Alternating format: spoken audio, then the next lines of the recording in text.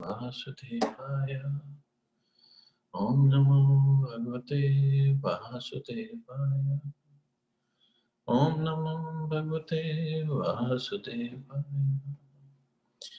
Narayanam Namaskritya Naram Chaiva Narottamam Devim Saraswatim Vyasam Tato Jayamudire Nashtaprayesha Bhadreshu Nityam Bhagavata Sevaya Bhagavati Uttam Shloke Bhaktir Bhavati Naishtiki.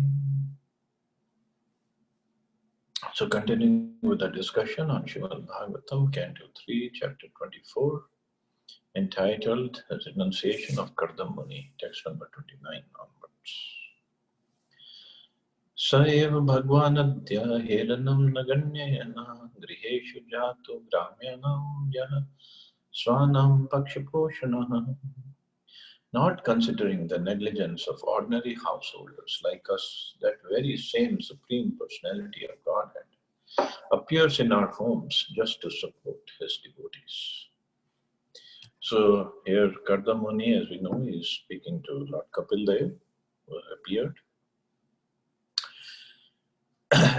Devotees are so affectionate towards the personality of Godhead that although he does not appear before those who practice yoga in a secluded place, even for many, many births, he agrees to appear in a householder's home where devotees engage in devotional service without material yoga practice.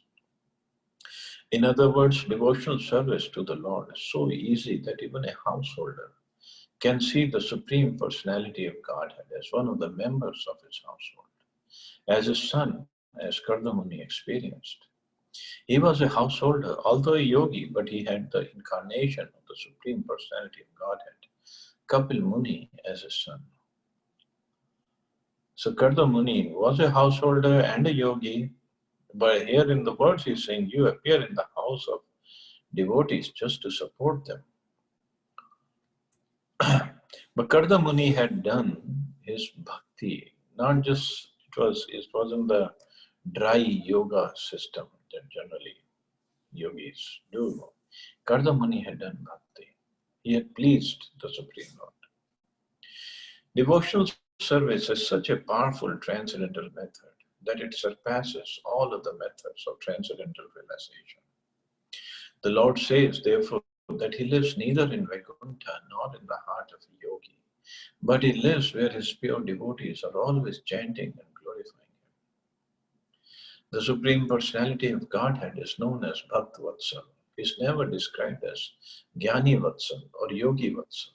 He is always described as Bhakt Vatsal because he is more inclined towards his devotees than towards other transcendentalists. So he is known as Bhakt Vatsal. Vatsal means, Vats word comes from calf or a little baby. So Vatsal means having that kind of affection towards his followers, towards his devotees, that Krishna treats his devotees like his little babies. He's always ready to protect them, always ready to take care of them. But he is never known as Jnani Vatsal or Yogi Vatsal. He is not there to take care of Jnanis or Yogis. Only for devotees, he has that special feeling, a special soft heart towards his devotees. In Bhagavad Gita, it is confirmed that only a devotee can understand him as he is. Bhaktya mama vijanate. One can understand me only by devotional service, not otherwise. That understanding alone is real because although jnanis, mental speculators, can realize only the effulgence of the bodily luster of the Supreme Personality of Godhead, and yogis can realize only the partial representation of the Supreme Personality of Godhead, a bhakta not only realizes him as he is, but also associates with the personality of Godhead, face to face. So here, Kardam Muni is explaining that you appear in the house of your devotees. Now, to remind you again, appearance in the house of a devotee, Kapil Dev appeared, but he also appears as a deity form. Deity form is non-different from the Lord himself. So he appears as a deity form in the house of a devotee only. He appears in the name of his holy name, in the house or in the heart or on the lips of a devotee. So he can appear in any way he likes. And just to make the life, just to make the house of a devotee perfect. And the deity form, in the form of a deity form, the Archa Vigraha form is actually very merciful form of the Lord. Very, very merciful. Because in the deity form, he allows the devotee to reciprocate with the deities, to reciprocate with him, to serve him, to bathe him, to put him to sleep, to decorate him the way he wants, to cook for him. That's very, very merciful form actually. Not just like in the temple, the deities, okay, they're supposed to be taken care of with very um, punctuality, cleanliness, according to the scriptures. Everything has to be done properly. Of course, if we follow the temples or the methods followed in South India, they are much more rigid than even in ISKCON. But the Lord is so merciful. He comes to the homes of the devotees, where they treat him like as a family member, and he loves it. They, at home, we don't do like 6 times bhoga and 6 times artis and starting at 3:30 in the morning. Nobody does that. But still, he loves whatever little service we can offer to the Lord. Because he knows this devotee is offering whatever service he's doing with lots of love. And he reciprocates with the devotees as the way he wants. So much so that the Lord doesn't even care if the house is of a Brahmin or whatever, whoever is the owner of the house, where he comes as Archa Vigraha. And on top of Archa Vigraha still has some form. He comes as Shaligram Shila. Shaligram Shila, no form. But he is a Supreme Lord. Shaligram Shila, Govardhan Shila are the Shilas where he doesn't need any installation. He's the Supreme Lord as is, that's it. No Pran Pratishtha to be done. So much so, there's a story of a Muslim meat seller. And somehow he had found this rock, and he used to use that rock to sell, to weigh the meat and sell the meat. So once one Brahman was passing by the meat seller's shop. So Brahman, and the meat seller was showing, he was very proud of it, this rock, because the rock would weigh exactly how much he wanted it to be. If he wanted like 1 kilo meat to be weighed against the rock, and the rock would become 1 kilogram. And if he wanted to sell 2 kilograms, the rock would become 2 kilograms. The Brahman was passing by, and somehow this meat seller ended up telling that Brahman, see, I have this very magical rock, and I don't know what it is, but this rock, I like it so much, and I talk to him at night, and the Brahman said, okay, let me take a look at this rock, what rock you're talking about. When the Brahman looked at the rock, he said, this is Shaligram Shila, and you're using it to weigh meat? It's so much of sin. Don't do that. Shaligram Shila is supposed to be worshipped in the temple. So the meat seller, Mohammedan meat seller, he got scared. He said, oh, I'm sorry, I didn't know. Why don't you take it and worship him the way you want to? And the Brahman said, okay, I will do that.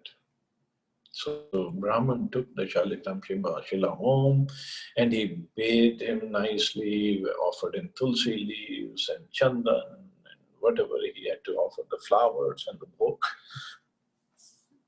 At night, when the Brahman was sleeping, the Shalikram Shila came to his dream and Shalikram Shila started speaking to the Brahman.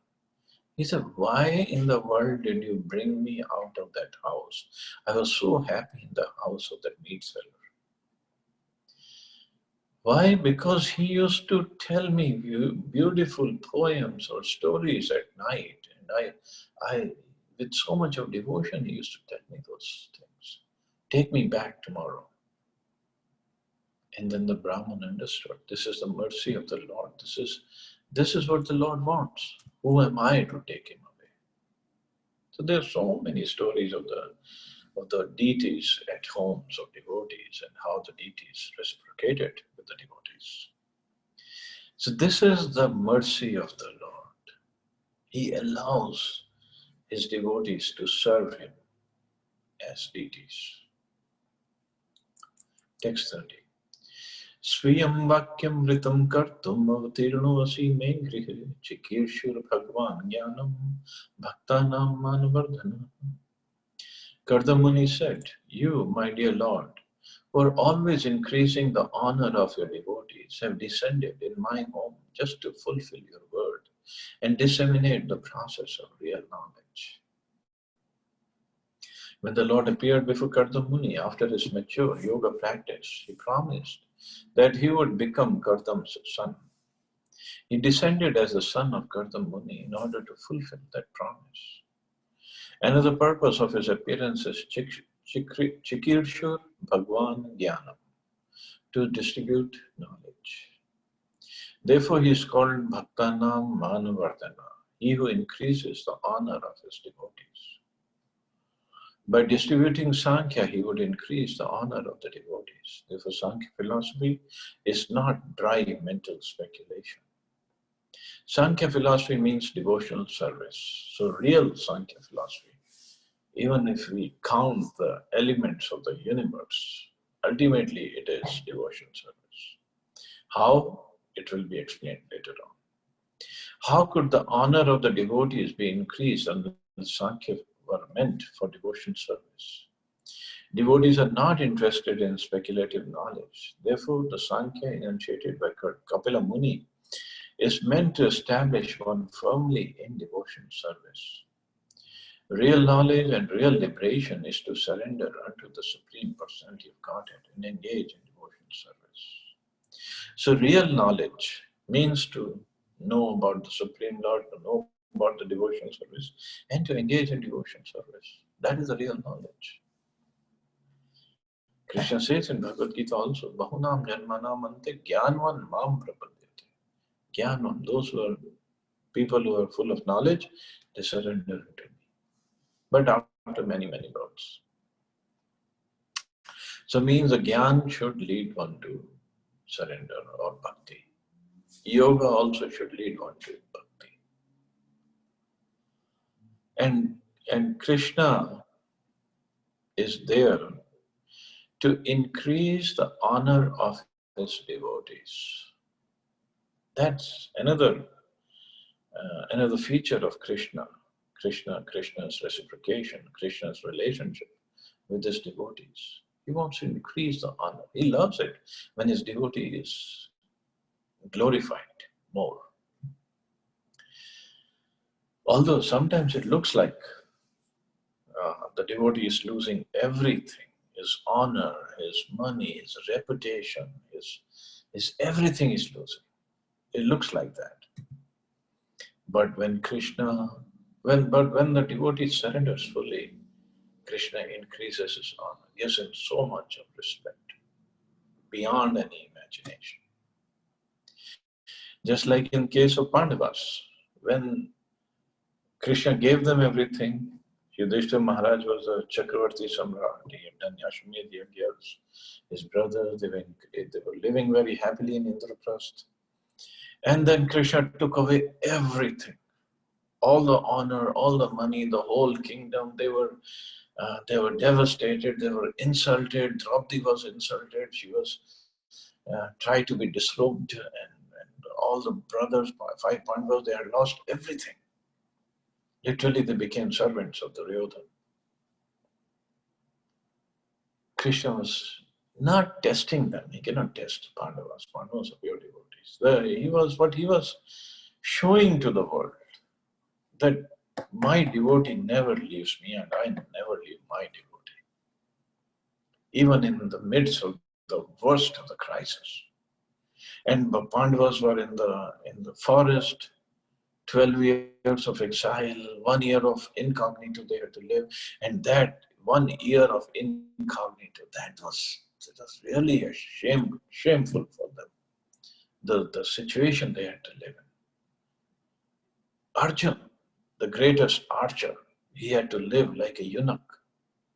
Bhima, the greatest mace fighter, he had to live like a cook for 1 year.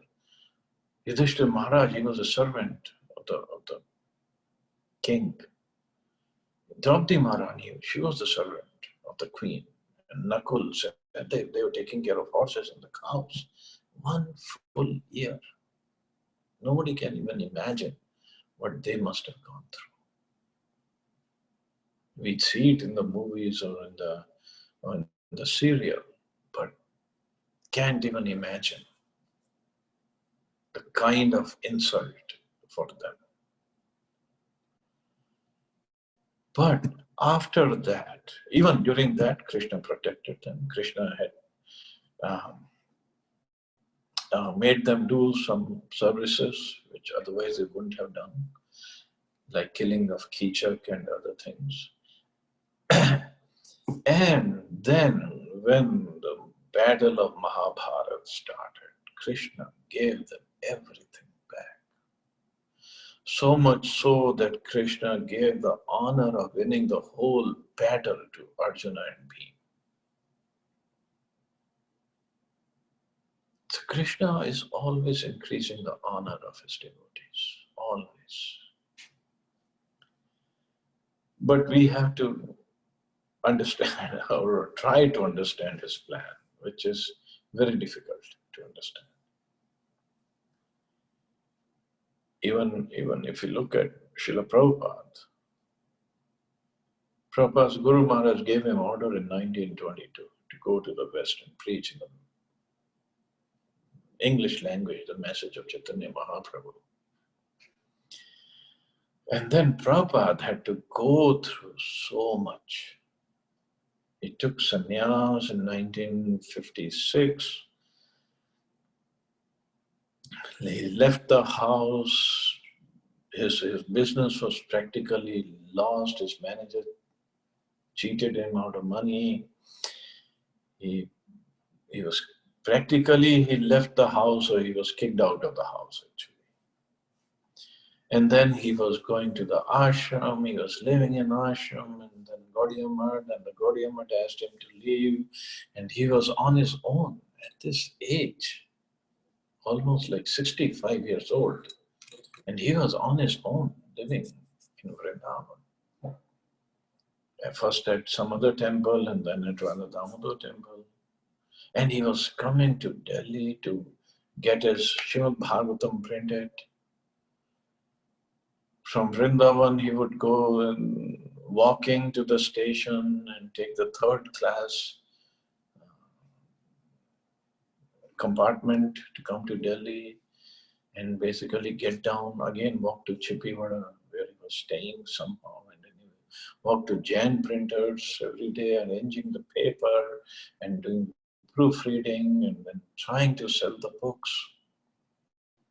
In the middle of the heat of Delhi, he was once even attacked by the bull, and he just fell down on the ground. He was unconscious. So somehow somebody who knew him picked him up and took him to hospital. He would hardly eat anything. He had no money to even eat. In fact, it was said that when he used to go to Jan printers in the morning, Mr. Jan used to ask him, Swamiji, have you had your breakfast? And he would say, no. And Mr. Jan used to arrange for his breakfast. And in the middle of all this, somehow by Krishna's arrangement, got an opportunity to come to the West, to America. Even then, going through, if you read his journey in Jalduta, it was terrible. And then he came to America, went to Butler, Pennsylvania, middle of nowhere, very small place. And then somehow he came back to New York, going here, there. His roommate David tried to kill him in the middle of the night. So much of struggle, so much of struggle. But then, when Krishna made all the arrangements for him to have disciples, for him to have temples, for him to have money, books, and the farm communities, and the traveling all over the world, and this, that, meeting big people, politicians, industrialists, professors, big business people, Beatles, and the movie stars, and this and that. Krishna gave him everything. 108 temples over the period of 9 years. Or not 9, sorry, 12 years. In 12 years, 108 temples all over the world, not in one city, all over the world. 10,000 disciples, books, lectures, CDs. You can't even imagine. When Krishna wants to give, who can stop him? And who can tell him, oh, you're supposed to give only this much? No. That is, he wants to increase the honor of his devotees. But before that, testing will be there. That's for sure. So those testing times are not something that we should be afraid of. Or that's a time we should not give up or give in. Testing time is for our purification. Testing time is for our rectification, for our preparation for something that Krishna wants to do. So testing time is for our surrender. And we should understand this is the time when Krishna wants me to become his tool, a tool in his hand, an instrument in his hand, that's all. And Krishna is trying to purify me. So let him use me in the way he wants to use. But Krishna, he loves his devotee. That's what Prabhupada says. Krishna is known as Bhaktavatsal. He loves his devotees. He is always there to protect his devotees. So all we have to do is try to become his devotee. That's all. No matter what he does with us. Just become his devotee. So all we have to do is chant nicely, read nicely, do our services properly. That's all. That's all he's asking for.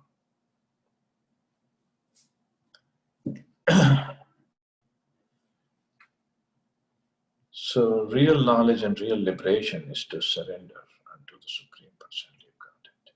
So that's what we have to do. Hare Krishna.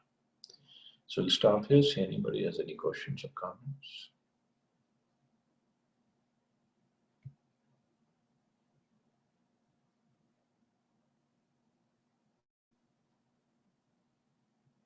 Hare Krishna Prabhu, Dhanvat Pranam. There's Manohar Krishna.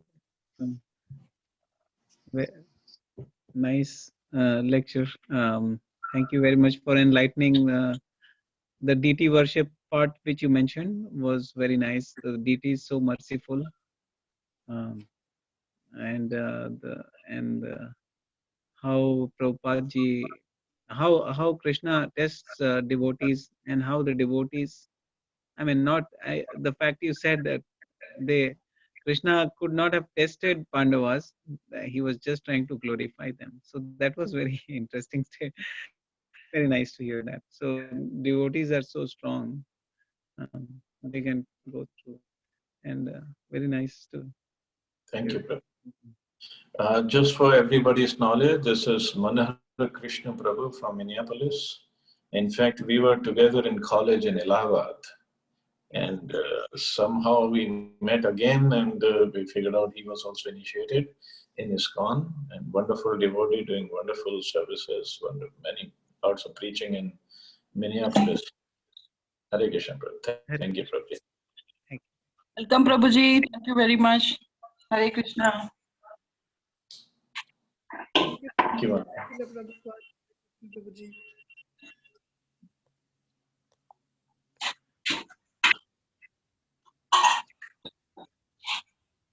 Yeah, so Welcome, Prabhuji. thank you, Manta. I guess we can stop here. You all have a wonderful day. Hare Krishna. Jai Shri Prabhupada. Hare Krishna. Thank you very much, Prabhuji.